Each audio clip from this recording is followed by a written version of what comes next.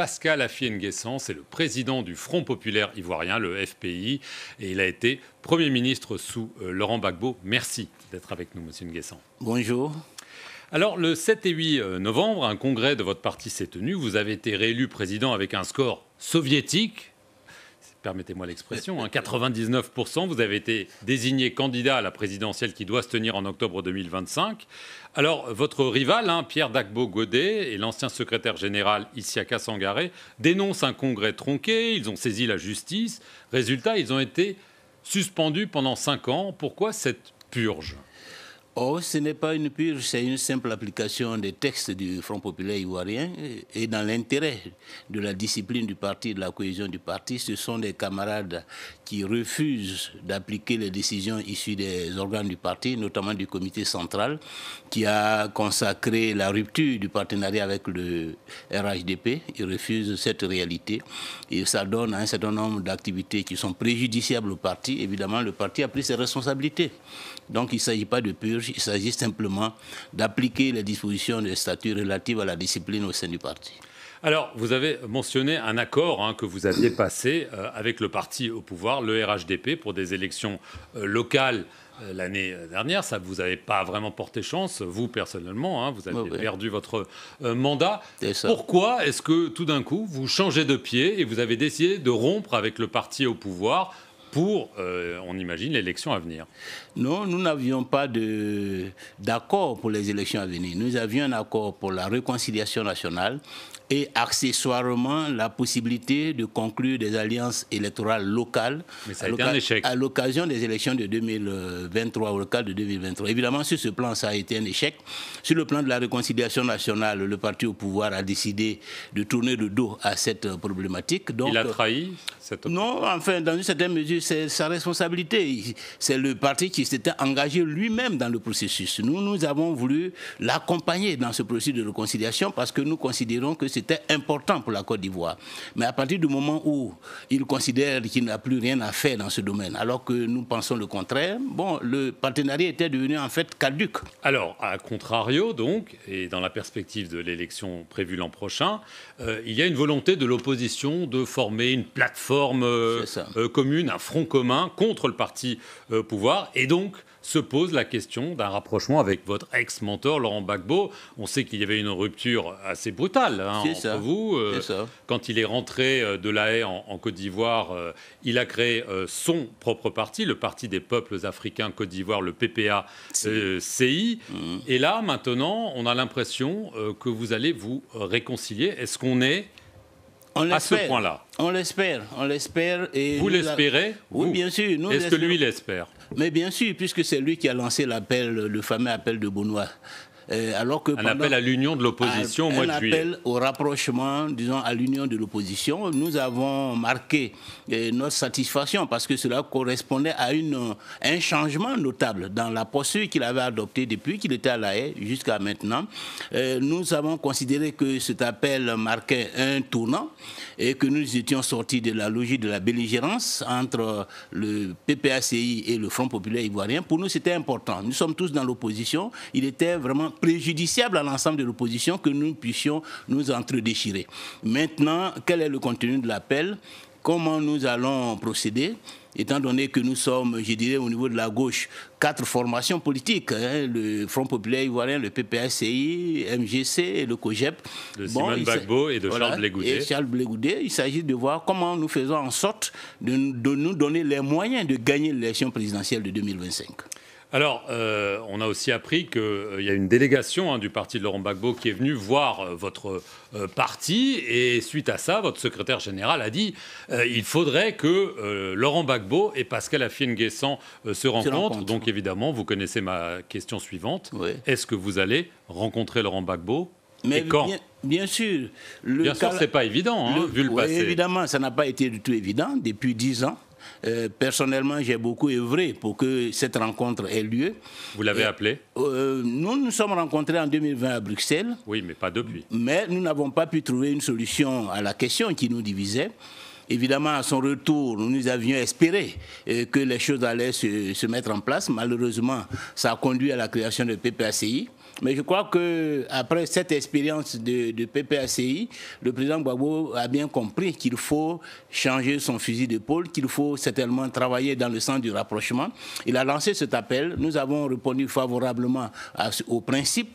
Maintenant, nous attendons que nous puissions nous rencontrer et c'est ce que le secrétaire général du FPI l'a exprimé. Donc, je suis dans l'attente et j'espère que certainement dans les semaines à venir, nous allons pouvoir nous rencontrer pour aller au fond des choses, voir comment nous allons travailler ensemble pour que 2025 soit l'année de l'alternance. Alors, on a mentionné Charles Blé Goudet, on a aussi mentionné Simone Gbagbo. Il semble qu'elle aussi, elle ait des ambitions présidentielles. Elle travaille aussi à la création d'une plateforme de l'opposition, peut-être concurrente. Vous n'avez pas toujours des relations faciles avec elle. Est-ce que, d'après vous, c'est quelqu'un qui doit faire partie de ce front commun? Mais bien sûr, bien sûr. Nous vous travaillons... allez la rencontrer? Oui, nous nous rencontrons régulièrement. Avec Simone Gbagbo, nous n'avons aucun problème. Nous participons même aux travaux de la plateforme dont vous parlez, qui vise à faire en sorte que nous ayons des conditions électorales acceptables, révision de la liste électorale, modification de la commission électorale indépendante. Et je suis de ceux qui pensent qu'il faut que tout le monde se retrouve, que ce soit PPACI, MGC, COGEP et FPI. Il faut que nous soyons ensemble. Et pour le moment, cela ne semble pas être le cas, mais si d'aventure j'ai l'occasion de rencontrer le président Gbagbo, c'est une des questions que nous allons aborder. Comment faire en sorte que ce rassemblement soit un rassemblement inclusif, que personne ne soit exclu, ni le COGEP, ni MGC, ni FPI. Alors, à propos d'exclusion, il ne vous a pas échappé que Laurent Gbagbo, ainsi que Charles Blé Goudet d'ailleurs, sont exclus de la présidentielle pour le moment. Et, en tout cas, ils ne peuvent pas être candidats. Est-ce que vous souhaitez qu'ils puissent l'être? Mais bien sûr que nous avons déjà exprimé notre opinion là-dessus, que tout cela relève de la crise que le pays a connue en 2010-2011. Si nous voulons réconcilier la Côte d'Ivoire, cela doit se faire avec l'ensemble des fils de ce pays. Et il n'est pas acceptable que, blanchis par la CPI, le président Gbagbo et Charles Blé Goudet soient privés de leurs droits civiques. Mais si Laurent Gbagbo ne peut pas aller à la présidentielle, ça peut faire vos affaires. Oh, il ne faut pas raisonner de cette façon. Ce qui est important, qu'il aille ou qu'il n'aille pas, ce qui est important, c'est voir comment nous conjuguons les efforts pour gagner l'élection de 2025. Alors, à propos d'y aller ou pas, est-ce que vous pensez que Alassane Ouattara va se représenter? On sait que c'est le lieutenant Lipous. Il n'a rien dit. Pour le moment, beaucoup pensent qu'il va y aller. Et vous? Personnellement, je pense qu'il n'ira pas. Vraiment? Oui, parce que ce n'est pas dans l'intérêt de la Côte d'Ivoire, ce n'est pas dans l'intérêt du président Ouattara lui-même.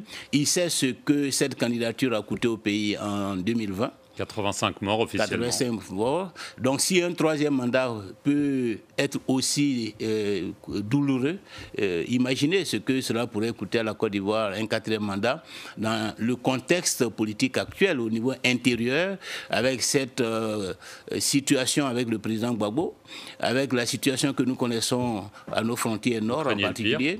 Je pense que le président Ouattara devrait comprendre qu'il y a un temps pour chaque chose, que le temps de la retraite, le temps de passer le flambeau à une autre génération est arrivé. Son vice-président mais il a plein de cadres. Il a un président de l'Assemblée, un président du Sénat, un vice-président, un premier ministre. Quand on est arrivé à ce stade dans la hiérarchie institutionnelle, logiquement, on ambitionne à gravir le dernier échelon, c'est-à-dire la présidence de la République. Donc il a suffisamment de monde pour représenter le RHDP à cette élection.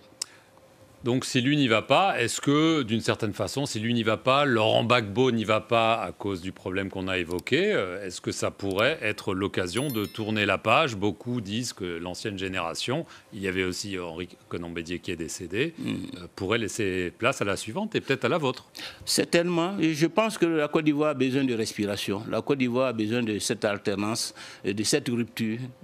Pas forcément parce que les autres ont échoué, mais parce que dans l'histoire d'un pays, il faut bien un moment où une génération passe le flambeau à une autre, un moment où le pays peut rompre avec un certain nombre de situations. Le pays a beaucoup souffert ces 30 dernières années d'élections chaotiques, de divisions, d'affrontements.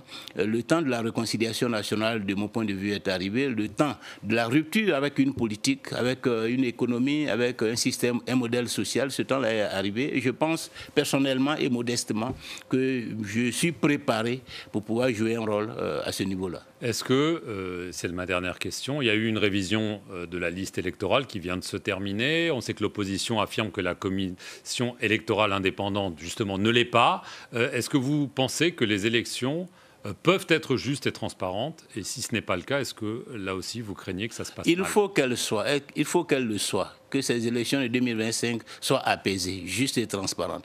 Qu'avant les élections, les conditions soient créées pour mettre tous les acteurs en confiance. Et cela passe par la réforme de la commission électorale indépendante. Cela passe aussi par un fichier électoral qui réponde aux aspirations des Ivoiriens, qui fasse en sorte que la légitimité de ceux qui seront issus de ces élections soit garantie, soit renforcée. Et cela signifie qu'il faut que le maximum d'Ivoiriens puissent être sur cette liste électorale, qu'elle soit éditée, qu'elle soit assainie. Et je crois que si nous réussissons donc l'assainissement de la liste électorale, si nous nous entendons pour nous mettre en place une commission électorale indépendante, crédible et qui réponde aux aspirations des acteurs politiques, les élections de 2025 se passeront véritablement démocratiquement et puis, je pense, permettront à la Côte d'Ivoire de tourner cette page. Dernière question, est-ce que vous serez candidat quoi qu'il arrive, ou est-ce que s'il y a un accord avec la gauche, est-ce que vous êtes prêt à laisser votre place, par exemple, à Laurent Gbagbo? Non, nous sommes dans des partis différents et chaque parti a sa stratégie. Pour le moment, le Front populaire ivoirien m'a désigné comme son candidat à l'élection présidentielle de 2025. Je ne vois pas comment je pourrais me soustraire à cette exigence. Donc, je suis le candidat du Front populaire ivoirien. Si d'aventure des négociations doivent avoir lieu, elles auront lieu dans le cadre de ces candidatures. Et donc, personnellement, je ne vois pas comment je pourrais ne pas être candidat en 2025.